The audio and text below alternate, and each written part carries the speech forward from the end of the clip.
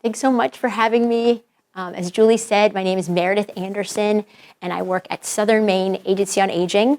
We cover York and Cumberland County, and there's 5 area agencies on aging, so we're in the most southern part. And we have 3 locations, so that's something that is exciting that I wanted to tell you about today.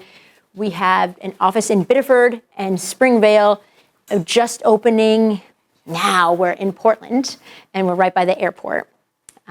So we have some information with our address on it if you would like that. We're excited to have that, and some programming starting up pretty soon.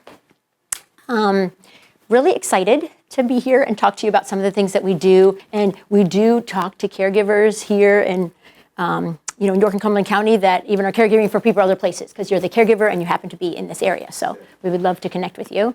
And we could also connect you with the Area Agency on Aging that covers Waterville, so that you can try to we'll help try to make those connections. Any other ways you all have connected or heard about us?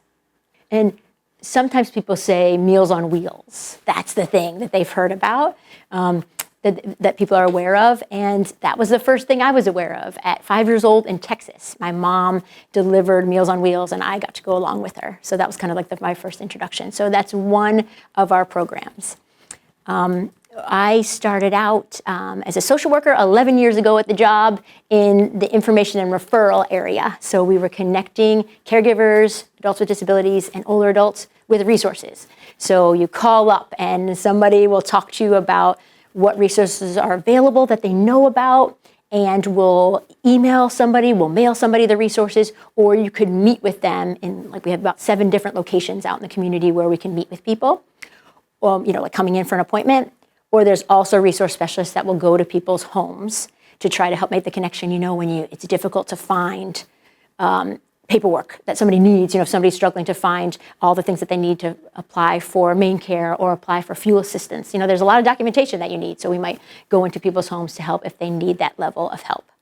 And as you mentioned, one of our programs is Money Minders. So there's a lot of volunteers that help us do the work that we do. I don't have to tell you all about volunteers because you do a lot of things for your community, but we definitely rely on volunteers to help us reach more people than we could with the staff.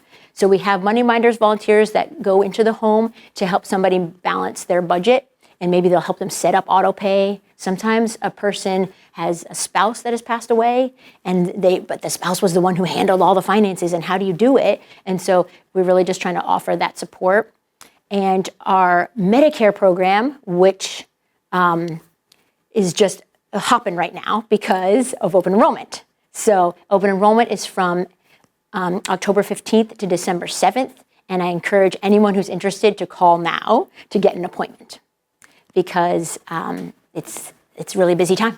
And so we just started this Monday with getting appointments. So we encourage everyone to review their plans every year, because what your medications might have changed, your health condition might have changed, the plan might have changed, what prescriptions they cover on their formulary. So we just encourage everyone to check. And some people say that they're part of the teacher system, and so they can't switch because they are a teacher and they're part of that plan, which we definitely understand, or somebody who is a veteran and is not going to switch off of TRICARE for Life or things like that. So we will look at everybody's situation. Does somebody travel some of the year? Do you stay in Maine most of the year? Those all make a difference. What pharmacy you're going to makes a difference with how much you pay. I was kind of shocked by that you could pay a different amount depending on what pharmacy you go to.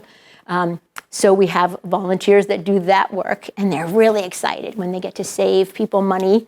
We found out that a lot of people were eligible for a Medicare savings program because the amount had increased. So I knew in Gloucester you've done a great job of spreading the word about that. That was one good news that happened, was for an individual and for a couple. You could have a higher income and still be eligible. So last year I signed my mother-in-law up for Medicare savings program, and she was excited, and she just asked me oh, why is my check higher than it was before? I'm because they're not taking out your Part B premium anymore. And that's something that I wanted to let you all know, is that we don't have the numbers yet for next year for the Medicare costs. We're expecting the Medicare Part B premium to be higher next year, but we don't know how much it is. There's an estimate that'll be close to $200.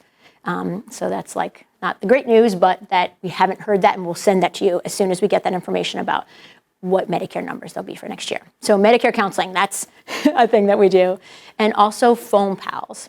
So we Started it with Meals on Wheels when we switched to delivering meals frozen and delivering it once or twice a week. We were like, hey, we're gonna miss the chance to check in on people. Like that day-to-day check-in was kind of helpful. We used to deliver 4 days a week. So then we started Phone Pals. And so that's going strong now for people beyond Meals on Wheels that feeling isolated or that want to have somebody connect with them. So they'll call, once or twice a week, and people develop relationships and friendships. And then sometimes we get referrals to other programs. Once they've developed that relationship and say, hey, maybe this might help you too. We kind of make connections for people in that way. And it's also a neat volunteer opportunity for somebody. If you want to get out, don't want to have to get out of your home, and you can be a volunteer to call. So I was at, on Friday, the South Portland Age-Friendly Fair. And somebody approached me who had been a phone pal volunteer, but she needed to take the time off because she was grieving the loss of her person. She had been a phone pal volunteer for 3 years and had the same woman, and they developed a very close relationship. And she was there with her in the last years of her life that she was had to go into a facility, but they stayed in contact. So she was with her right until she passed, and that was really hard on her. But she just saw me and she says, "Okay, I'm ready to come back." So then when we will welcome her back, we do trainings every month for phone pal volunteers. So I just wanted to show you real quickly a video to demonstrate like the little phone pal connection we have. Should be on now. You're coming in. Yep, there we are. They were looking for volunteers to connect with someone who's socially isolated through the phone. And it just so happened that the guy I got assigned by the agency ended up being Hank. Now, here's a man who has a wealth of experience, obviously been retired now and has been a widower for 25 years, and still really interested in making life meaningful and valuable to someone. I have 9 grandchildren, and everybody's busy, and it's normal. So it's nice to be able to sit and talk. They always ask me, "Are you going to be on with Jim this week?" I said, "Yeah, we keep it going," and I love it. It's my understanding that social isolation is probably the biggest contributor to one's well-being as one ages. So it's essentially, can you connect in a meaningful way that really provides a benefit to both parties? And that's what I think, the agency is trying to model hundreds of times over for other individuals in the state of Maine. Have a good one. All right, my friend. Yes, Take care of sir. yourself. See you in 2 weeks then. Hank and Jim got to meet last year, so that was neat. So they hadn't got to meet in person, so that was kind of neat for them to meet. But during the pandemic, they kind of got together. So then he had to talk them through how to use the Zoom and everything. So that was quite something. So some of you might have heard about our falls prevention programs, right? Like there's Tai Chi and there's a Matter of Balance. And so there's a Matter of Balance class that's starting up October 7th, and that's at our Portland location. So I know that's a little bit of a drive. Yes? We are actually training people now who will be able to offer the Matter of Balance program in Gray and New Gloucester probably a little later in the fall. And so we have about 5 volunteers who have been trained on Monday, and then we'll be setting up programs after that, either in Gray and New Gloucester or both. Because I know a lot of people have been talking about the importance of a fall prevention program, so we will be able to do that. I love that so much. Yeah. That's so wonderful. I just wanted to show you a quick, another quick video from our Adult Day program to help you get that feeling about it. Come on, it's your turn. It was quite interesting that first day. And it was a little nerve-wracking, knowing that normally we can see him, he's right there in our home, we know what he's doing, and then all of a sudden he's out and about. That feeling didn't last very long, though. I knew here in Biddeford, Maine, he was going to be perfectly fine. My wife and I, very busy, active careers. We were in and out of the house every day, and my dad was just stuck on the couch watching garbage TV. So it was really awesome to know that he was getting out with the public, with people his own age. Those are a level of activity that my wife and I can't really provide him. We just joke and have fun, and everybody's got their own individual personality.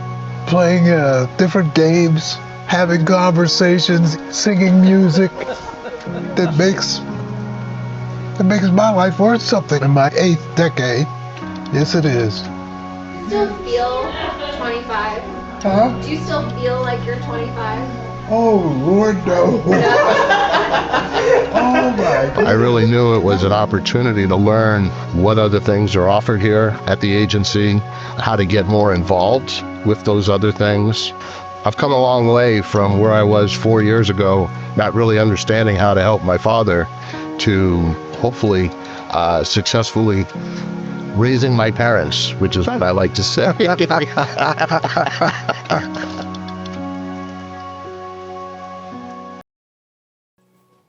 Thank you for watching that. That's it's like on our YouTube channel. Yes. Thank you for watching that. That's just so you get a little window in a current caregiver and a current member who's at the Adult Day program in Biddeford. Yeah. It was great to be with you all. Thank you. Thank you for having me. I'll come back again and come visit with all of you. And you have Yes. handouts here, Yes. right? Mm-hmm.